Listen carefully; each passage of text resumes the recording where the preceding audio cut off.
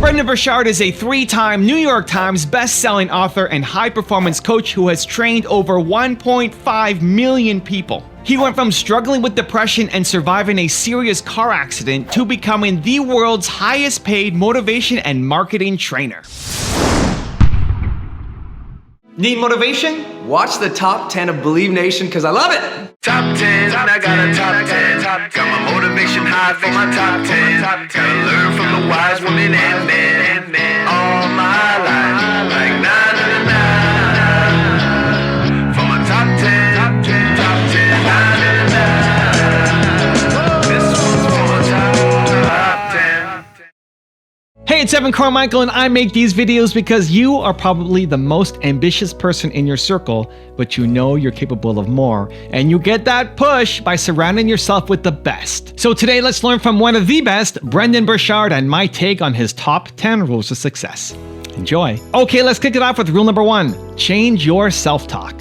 Research study in psychology found out that both second person and third person makes you more, makes your self-talk more powerful. So if you're gonna do affirmations, you wouldn't just say, I want to do this, I want to do this. You want to do what we call in the book self-coaching, where you would say, you know, in my case, yeah, Brendon, it's important you do a good job here today because you usually don't do interviews. And you really love Marie and you want to do a good job for her and her people. And this is a book you worked on for 3 years and it's important it does well. And Brendon, don't forget, you're so lucky you get to do this, brother. So just enjoy the process. You're so lucky, Brendon. That's a different level of going, I'm lucky, right? It is. I'm Brendon, I'm yes, great. Yes, Another one I do every morning in the shower. Yeah. Assuming I take a shower, but every morning in the shower. Because we all don't every day. Not every morning. No, we do not. It just doesn't happen. It does not happen. I told you, like 24 hours ago, I was staying in a barn in the woods at a friend's house. Yes. But the second thing I ask myself in the shower every morning is, what might happen today that could trip me up? And how are you going to bring your best self to that, Brendon? Mm-hmm. I say that every morning in the shower to myself. And it just helps me anticipate that, you know, something's going to go wrong during the day. Absolutely. And if I already know everything, like this morning's was, okay, you're in, I'm North Manhattan, where I'm staying. Would you call it North? You're uptown. I'm uptown. And you're coming to, let's just call it downtown. Okay. Yes. So I'm like, okay, that's going to be 45 minutes. It's a hot summer day. Yes. I'm going to get hot, and I know when I'm hot, sometimes I get impatient. Yes. And I get stressed, and I don't want to feel that. So just pay attention to how you're feeling on your way down to the interview with Marie, Brendon, and really just engage. Pay attention. Be present with New York, and really enjoy that you're here. I know that sounds completely crazy, but every high-performing athlete does it. Every salesperson does it. I mean, at high level. Every person I interviewed who are at what we call the top 15% of all high performers, they all self-talk, and most of them we found were doing it in second and third person, which was amazing. I love it. Yeah. I think it's so fun. Yeah, little things. Yeah. I enjoy So if you already talk to yourself and you say your name to yourself, they're not crazy, you're probably high performing. Rule number 2, honor the struggle. Outside of teaching people to bring the joy in my life, I teach people to honor the struggle, honor the difficulty. When we honor the struggle instead of hate the struggle, we can really achieve extraordinary things because our mindset's in the right place. As soon as you honor the struggle, you accept that, oh, of course, there should be struggle here. I should honor this process. When you go to the gym to work out, you honor that this is going to be hard and honor that process of getting better. And the more that you bring honor to it, the more your psyche builds with strength, and you get a little bit of that esteem back. Because you see yourself engaging something versus avoiding it and running away. You see yourself connecting with something and giving it reverence. You're like I have reverence for the difficulties of life. They may be better. So I don't want a friction-free life. I'm not interested in it. You know, I like to say sometimes that, you know, the journey to greatness begins the moment that our deep desires for comfort and ease are overpowered by our desires to connect and contribute. Rule number 3, establish habits for seeking clarity. In terms of clarity, what is that habit that you take on a daily or monthly basis with clarity? What do you think about? You're like, every morning, what am I clear about? Or, how do you apply that habit to your life? I apply it in a couple ways. First, for me, every situation I go into, I'm consistently asking, like, what's the feeling I want to have here? If you ever see me teach, it's often, I always say, bring the joy. So I have joy triggers that I've set up in my mind that makes me more intentional about things. So for example, I have a door frame trigger. Whenever I walk through a door, I say, bring the joy. So when I walk through that door right there, it's like, bring the joy into this room. It's just a mental trigger that I've set up for myself. Every morning in the shower, I ask myself 3 questions. And not that I shower every morning, but the ones I do, the first question I say, what can I be excited about today? So it forces me to be clear about what's going to draw joy, enthusiasm from me. Number 2, I say, what might trip me up today? Because usually I know what's going on in the day. I'm like, what might mess me up? Where might I not perform well? What might bother me? And number 3, I say, what can I do to surprise somebody today? To give a gift of appreciation or acknowledgement today. And so I think through that in the morning. So I think that helps me begin my day pretty clear. Then when I sit down before I do work, I literally look at my calendar of the day. I did this morning. And I look at whatever's going on in the day and I think about it for 20 minutes. It's one of my 20-minute routines in the morning. I literally think about my calendar for 20 minutes a day. And people think that's crazy. But what I'm thinking through when I'm looking at the calendar, I'm like, okay, I'm going to have that call. What do I want to happen on that call? What's my intention for that call? What's my goal for that call? What's the feeling for that call? How do I want to end that call? I'm going to have that time with Lewis. Like, how do I want to be there? And how can I make sure I enjoy it? Because it's a big deal. I love your show. I want to do a good job. I want to share something good for the people, even though I have no idea what you're going to ask in this. I want to be present for that and make sure I'm really there, even though maybe I have a head cold today. It's like it's like just thinking through it. I think that helps me. It keeps me asking questions. Every Sunday, I do a life arenas assessment. That just means I think there's 10 areas of our life, and I score myself in them. And this is about my 11th year of doing this. Wow. So each area of my life, from emotional quality to happiness to relationships to time to hobby, etc. I just give myself a score of 1 to 10. And 1 means I suck, and I was horrible in the previous week on that. 10 means I did a good job. And then I ask, how can I do better? It's my Sunday routine. Yeah. And it just keeps me clear. And it's not like I don't sometimes, like everyone else, wonder what's going on or what I'm doing. But those habits, those were my habits. You have to establish your own for seeking clarity. Right. But when you have them, you weaponize your life. Rule number 4, release tension, set intention. Transitions take place in the chapter of generate energy, and also maybe it's in productivity too. And it has this it's just a conversation that if you're go all the time, you're depleting energy all day and you don't know it. And lots of people think to get more energy or be more productive, they have to radically change their life. I'd better work out an extra 60 minutes in the morning. It's like, actually, let me teach you the mastery of managing transitions. When you go from one activity to another, I want to teach you this simple thing. And that is release tension, set intention. Very simple. Let me give you the example because it really helps. If you're doing email, and that takes one part of your psyche and brain to do a lot of email. And now you're going to go create that keynote or that PowerPoint presentation that you want to be flowing and visual and beautiful. Very different things. What most people do is they'll do their email and then they'll work a little on the presentation, then the notification will come over here and they'll go back to the email and they're multitasking. Yes. And they're wrecking not only their measurable creativity, but their long-term performance. And so what you have to do is, when you finish the email, stop it, okay? Maybe go get some water, come back, or whatever, even if you don't, all I want you to do, push away from your chair for a minute, close your eyes, repeat the word release with the goal of releasing tension in your body, and repeat the word release to yourself several times, over and over, like a mantra. Okay, just repeat. It could be 60 seconds, it can be 1 minute, it can be 2 minutes, whatever you want to do. Just do it until you feel like your body and your mind release a little bit.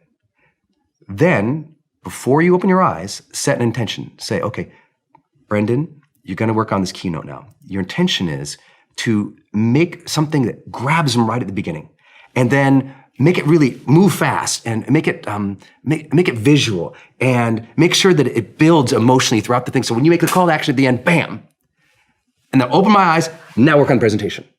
I'm clean and free from the previous activity. Yes. And people will feel an unbelievable amount of energetic, just power come back into there. I interviewed, or I've worked with a major founder in the startup Silicon Valley world, flew me down at 3 a.m. and I guess it was around after midnight on a private jet. It was just this crazy. He was having a lot of trouble, just exhausted, literally depleted. This person's incredibly well valued in his company, lots of employees. Everyone knows who the person would be, but miserable. Just go. And I said, well, and one of his major things was he was wrecking his relationship with his wife and his children. Not because he was maybe just overworking. He would just carry a lot of the work into his house. Yep. So one of these guys, I said, I want you to pull up to your house after the day of working. Don't get out of the car. Pull up the house, just close your eyes, repeat the mantra, release to yourself, maybe for 5 minutes. And then before you open your eyes, set the intention. How do you want to be with your wife when you enter the house? What kind of dad do you want to be to your daughter? Just set that intention. Open up your eyes.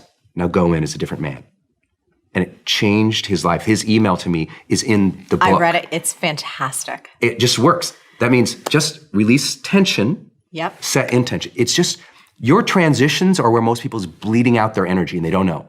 And if we can just get you 4 or 5 times of transition really well throughout the day, you finish your day like, I feel amazing. Yes. And we didn't caffeinate you. We didn't do anything. We just changed how you approach your work. My friend Evan Carmichael's book. Listen, humans are built to serve. Some people are built to serve the world. Others want to serve the 25 people closest to them. But in either case, humans are built to serve. So if you're not happy right now, it's because you're not serving enough. You got to pick up this book because it's so inspiring to remind you that we're all here to contribute, to make a difference, to make an impact, and this is your field guide for that. Rule number 5, visualize. I get up in the morning, I drink 20 ounces of water, I do 20 minutes of mobility, movement, and stretching every morning. Then I read for 20 minutes, something positive. For me, it's almost always a self-help book or a leadership book, almost always. Sometimes a business book, almost always self-help and leadership. Read that book.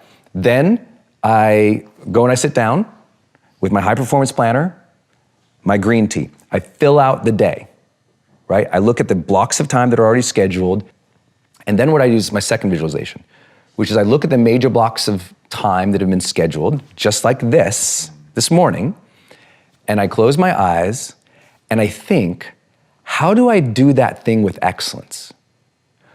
What would make that thing special? So this morning, before I got here, when I thought about this, because there you go, my high performance planner, impact theory, Tom Bilyeu, oh yes, 3 exclamation points, literally. So I looked at the schedule, I closed my eyes and I thought, okay, what do I want to communicate on Tom's show? How do I want that to feel? What do I want to communicate? So I literally closed my eyes and I visualized those blocks of time. And how would I do them well? That's a superpower. Most people write their day out and then they just go about the day and then sometimes they come back to the plan and they go, oh my God, I didn't even do it. Because I sit there and I think about, how do I do that well? That's the game changer. Rule number 6, win your morning. What does that rebuilding process look like for somebody who's trapped in depression and suicidal thoughts? Yeah. I've been there a lot in my life, especially before my car accident, my teenage years. Then the first woman I ever loved, we had a big breakup, and that breakup sent me down into depression and suicidal planning. And it's tough to dispense advice to people other than get help. And I'll share why. Because that time in my life, I had so many people coming up to me. You know, my friends would come into my dorm room, and Brendon, let's go do something. And the hope is lost. And what people, I think, make the mistake of trying to do is hype people up. Everything's gonna be okay, you're gonna be great. And what people need who are suicidal is serious psychological intervention. They need to seek support and help. And outside of that, when they do get that support, the first thing a great therapist is going to do, outside of the emotional reflection work of why are you here and what has caused this sort of pattern for you, they're going to get you starting to get some momentum. The most important thing is when you are super down, outside of finding that emotional reasoning for where you are, is to start getting momentum. Because with momentum comes hope. With momentum comes motivation. With momentum comes, that feeling that there's a reason for tomorrow. And so it's as simple as just saying, okay, what are 3 things I'm gonna do today? And I don't mean that like a lot of personal development guys would say like, what are your 3 big goals for the day? Arr! I'm like, dude, sometimes that first goal is, I'm gonna shower today. I'm really gonna shower today. I'm gonna walk to the library. I'm gonna come home. And that's all they got. Like literally, that's all they got. And you gotta honor that struggle when you're in that place. Like know that where you're at, it is okay that you're there, and now you're gonna need help, and now you're gonna have to set up some daily practices just every day, win a little bit. Not like win your dreams, not like crush through goals, not like be a badass, not like, no, just momentum, man. You know, most of the guys I've dealt with in that position who were suicidal, outside of their therapeutic work, I said, the most important thing you can do is win the morning. Just win the morning, man. I think that's true for all of us, even high performers. Like if I don't have my morning routine game, I feel, you know, out of sorts. So I think it's true for everybody. You gotta own your morning, you gotta win it, because that starts and sets up everything else. I know you believe that as well. Like people need that discipline, those routines that will help the rest of their day go better. And I don't wanna ever be flippant with the advice to people who are dealing with that situation outside of get some help, get some momentum, and be okay if that momentum is really small, because it will build. Trust that that momentum builds, and trust that those gloomy and bad, dark days, trust that those are going to be there. They'll get less and less and less as you learn how to cope, but they're gonna be there. Rule number 7, develop influence. High performers develop influence more than those around them. It's not because they're cool. It's not, I mean, look at me. I'm not getting ahead on my cool factor here, ladies and gentlemen. I just got these new Nikes. I walk in the store. I walk in the store. I was like, what's your newest shoe? They're like, these ones. I'm like, I need that. And they're like, why? I'm like, because Lewis has sneaks, man. I wear suits, or like, I'm either on stage in a suit or at my, you know, studio, kind of like, you know, kind of formal too. Sure. I was like, man, I gotta get some sneaks. So they look good, man. I said, give me your newest sneak. So I'm not getting ahead on the cool. I don't develop influence because I'm cool. It's not your personality that gives you influence. Yeah. It's how you treat other people. And specifically the way that high performers gain influence is this way too much? No, I'm loving it. You know, get it. How you treat other people. Here's how you develop influence. If you really want high level of influence, obviously you got to do all the basics. Treat people nice, be kind. And in the book, what I do is with each habit, I say, here's the basics, but then I go, here's what the needle mover practices are. The highest performing influencers, what they're doing, often they don't know they're doing it, by the way. The first thing they're doing is they're teaching people how to think. A lot of your show gained influence, I really believe, because you're really good at teaching people how to think. Thank you. You're shaping their mindset, but high performers are really doing it explicitly, and you do this too, where you say, here's how to think about that, guys. Or high-performing leaders tell their team, here's how we should be thinking about ourselves. Here's how we should be thinking about the competition. Here's how we think about the future of the company. They're saying it. They're explicit more often. Here's how to think. I mean, what is it? The 7th most read book in the history of the world is Think and Grow Rich. Crazy. It became that way because he taught people how to think about money. We have to tell our audience how to think about things. The second thing they're doing is they're challenging people.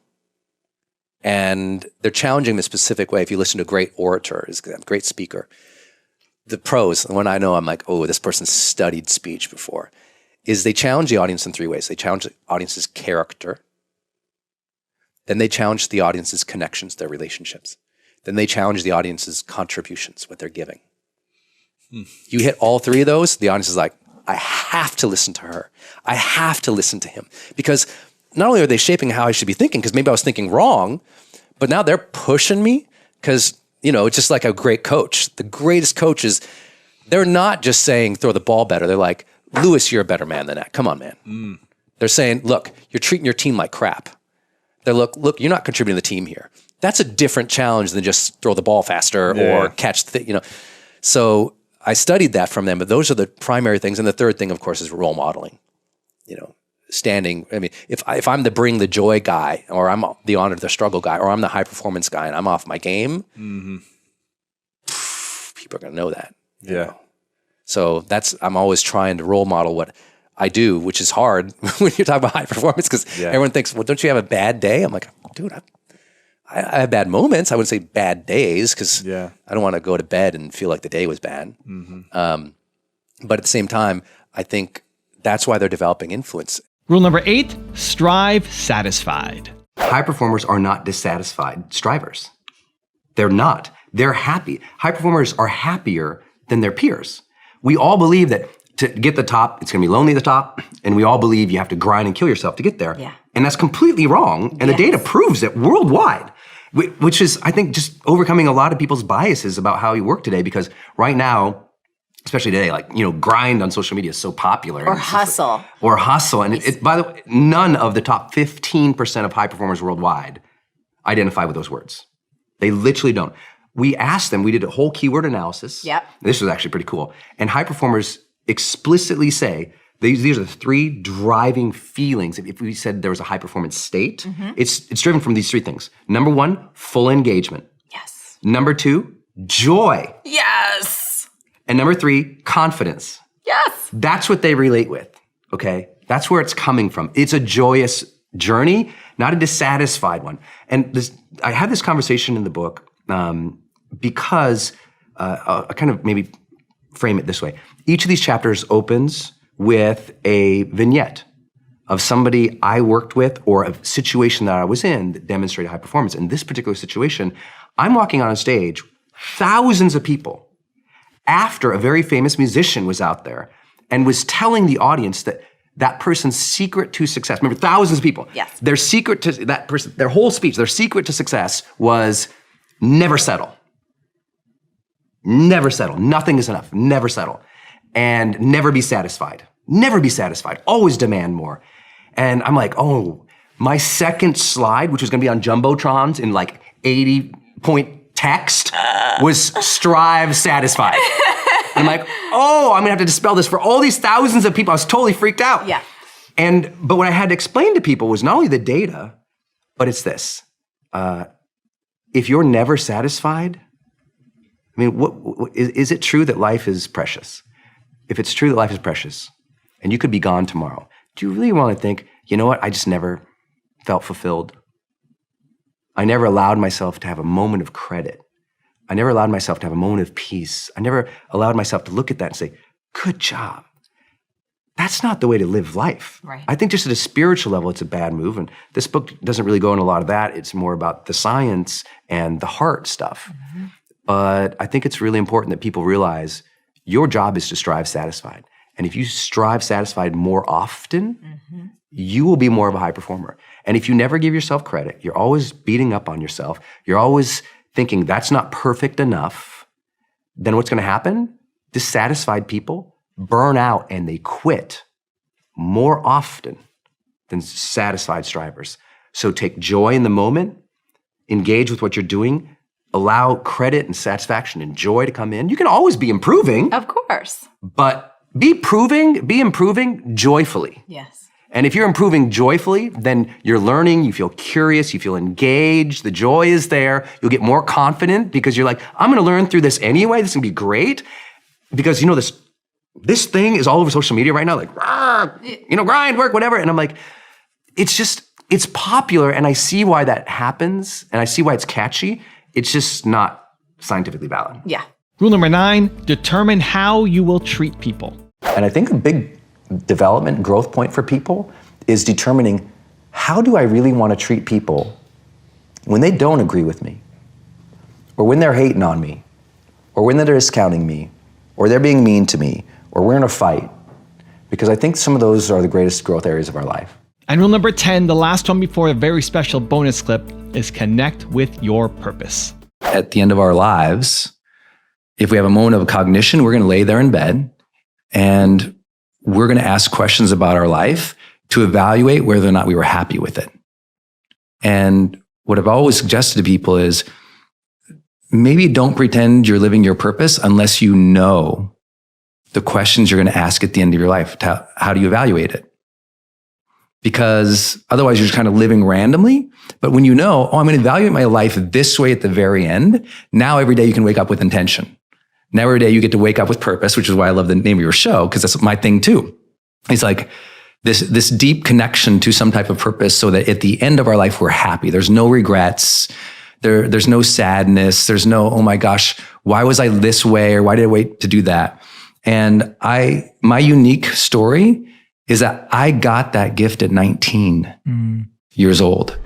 Now I've got a special bonus gift from Brendon on how to be strategic when you're challenging others. But before that, it's time for the question of the day. I want to know, how will you connect with your purpose today? Let me know. Put it down in the comments below. And if you made it this far in the video, you're still here watching, I want to celebrate you because Believe Nation, we don't just watch videos, we do something about it. So if that's you and you commit, you promise you're going to take action immediately after watching this video, give me a hashtag Believe down in the comments and tell me where you're from because I want to celebrate you. People are like, how do you have 5 million on Facebook? I'm like, I was strategic about those things. It's a lot of like, how to think, a lot of challenge. Like I'm constantly beating those because I also want people to do that for me. It's why I listen to your podcast. You do that for me. I listen to somebody. I was complimenting you. Your Sarah Blakely interview was just outstanding, and that inspired me to think many ways differently. Yeah, and I'm both dear friends with Tony Robbins, and Robbins made his entire career on challenging people. I mean, your first hour at his seminar, you've been challenged more than you've probably been challenged the last decade of your life. Sure. And so, be strategic about that. And if you're leaders in the room, stop placating your people. Like leaders, especially today, they want to be so popular with their people. And I say, popular is good. And that'll come from kindness and role modeling the way. But challenge your people more strategically. Yeah. That's why I get to work with, I work at the Fortune 50 CEO level as a high performance coach. Those guys, they don't mess around. Yeah. When they write that check to me, it's $250,000. If I don't get the result, in 2 weeks with them, if I don't start shifting them, I'm screwed. One of the first things I do with them, by the way, is I come in, I open up their calendar, and we just start obliterating things on their calendar. Stuff that's not the main thing anymore. And I'm constantly challenging them to return their focus to what matters. I'm constantly challenging them to challenge their teams. I'm constantly challenging them to be more optimistic or powerful or present, whatever it takes for that person. I get paid because I challenge people more. That's it. So that's what led me to be a high performance coach. If I didn't, and by the way, that's not comfortable for me. I'm from Montana. Yeah. If many of you guys listening who's been in my seminars, you meet my mom there. My mom's at my seminars. We are like the most laid back, like happy-go-lucky family you ever saw. Like my mom is, what is she, 70 this year? Yeah, 70.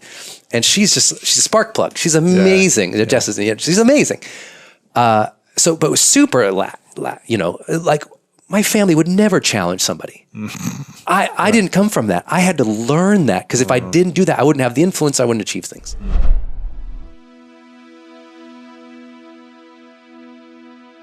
If you want 10 more awesome rules from Brendon Burchard, check out the video right there next to me. I think you'll enjoy them.